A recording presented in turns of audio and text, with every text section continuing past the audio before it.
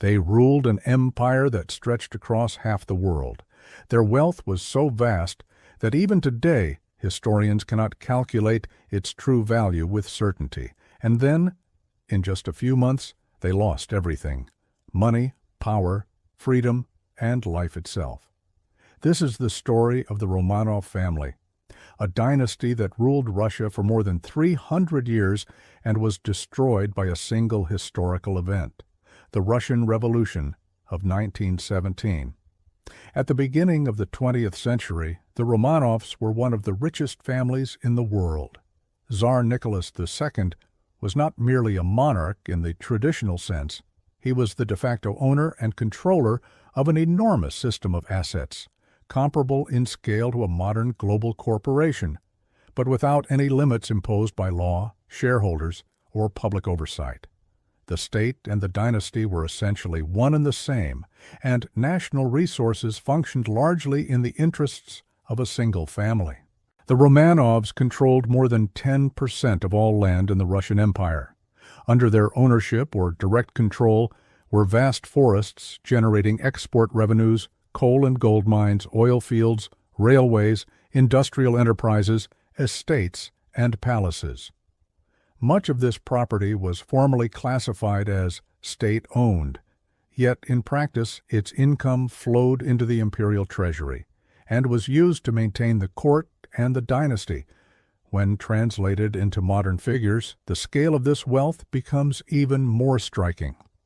According to historians and economists, the personal assets of the Romanov family, adjusted to today's value, may have ranged from $200 to $300 billion.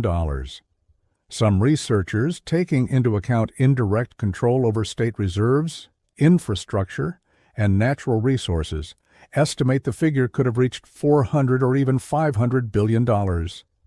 By these standards, the Romanovs rank among the wealthiest families in human history, on par with or exceeding today's most powerful financial dynasties. Their money was not confined to Russia alone. Significant portions of their capital were held in banks in France, Great Britain, and Switzerland. The family possessed immense quantities of gold, diamonds, jewelry, and works of art accumulated over centuries. The imperial treasury was considered one of the richest in the world, and the lifestyle of the court stood in stark contrast to the reality faced by the vast majority of the population. But beneath the splendor lay a foundation that was growing increasingly fragile. The outbreak of the First World War delivered a devastating financial and political blow to the Russian Empire.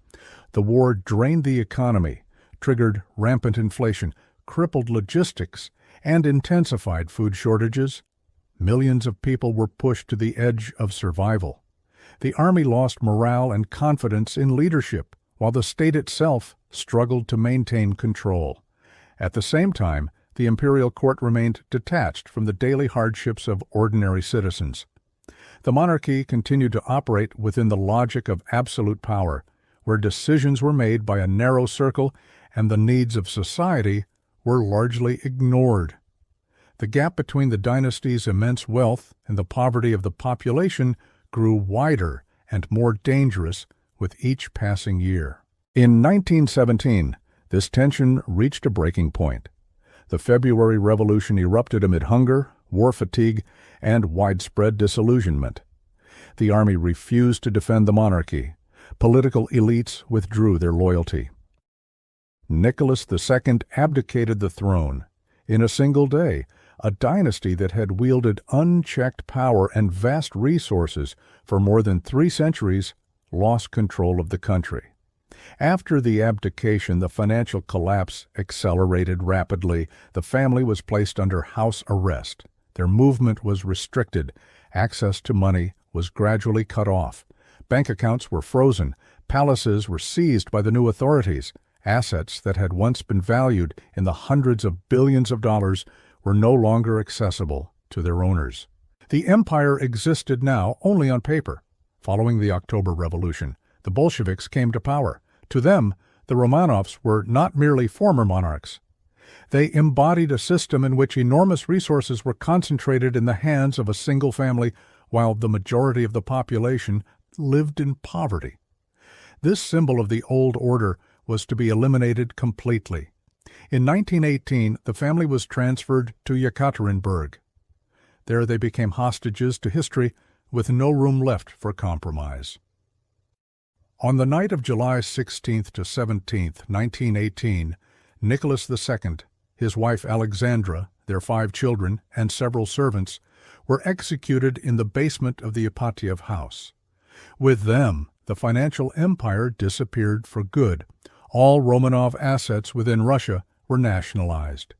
Land, enterprises, palaces, and gold were taken over by the state. Some of the jewels were sold abroad to help finance the survival of the new regime. Others were lost or vanished forever.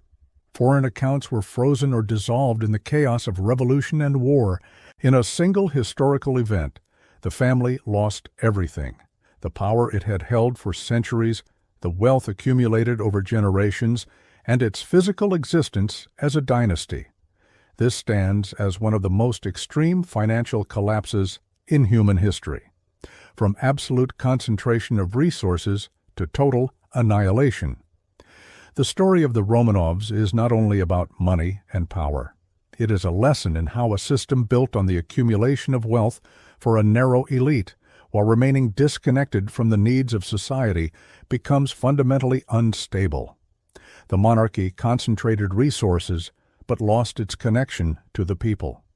And when a total crisis arrived, the system had no social foundation left to support it.